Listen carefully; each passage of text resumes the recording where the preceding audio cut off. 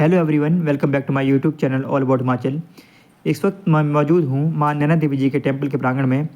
हिमाचल प्रदेश में मुख्य रूप से दो मुख्य नैना देवी जी के टेंपल है। एक टेंपल बिलासपुर डिस्ट्रिक्ट के अंतर्गत आता है, जबकि दूसरा मंडी डिस्ट्रिक्ट के यह मंडी डिस्ट्रिक्ट के अंतर्गत आता है। यह मंडी शहर से तकरीबन 35 किलोमीटर की दूरी पर सरकीधार नामक स्थान के पहाड़ी पर स्थित है।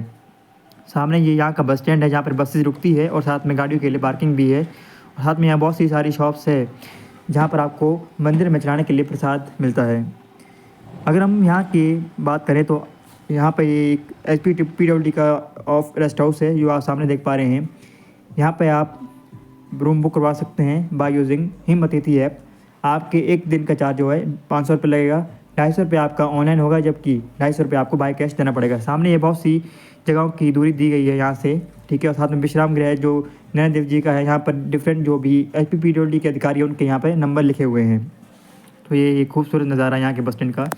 अगर हम इस जगह के इतिहास के बारे में बात करें तो जो यहाँ माता का मंदिर है वो माँ पार्वती के लिए समर्पित है। वो एज अ तारा के रूप में निवास करती हैं। अगर हम मंदिर की बात करें तो इस मंदिर का निर्माण 1630 ईस्वी के आसपास हुआ है, ठीक है। और कहा जाता है कि इस मंदिर का निर्माण जो मंडी के राजा सूरजसेन हुआ करते थे, उनके कारीगर ने ही बनाया था, जबकि सूरजसेन का जो माधुराय महल है वो मंडी में स्थित है। बाद में सूरजसेन ने उस कारीगर का दाहिना हाथ काट लिया था, लेकिन 1905 के भूकंप में वो मंदिर धराशायी हो गया। उसका फिर से उसको बनाया गया।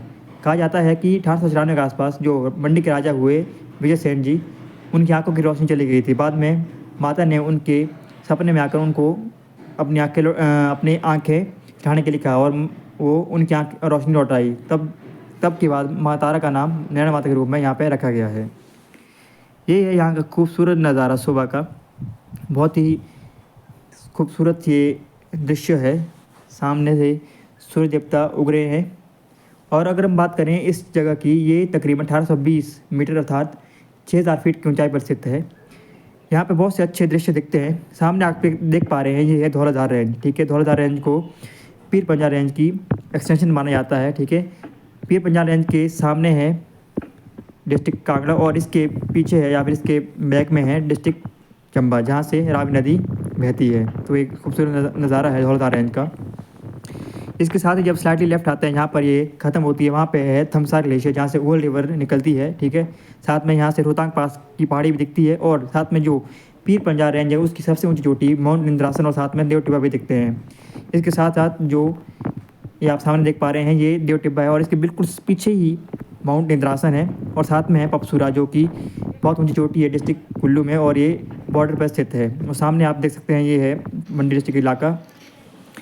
अगर आप मंडी से इस जगह पर आना चाहते हैं तो दो बसेज आती हैं HRTC की। ये सुबह 8:45 पर आती है मंडी से, ठीक है। दूसरी बस आती है 11:45 या 11:40 पर। तो ये सामने HRTC की बस लगी है ये बस स्टैंड के पास, ठीक है।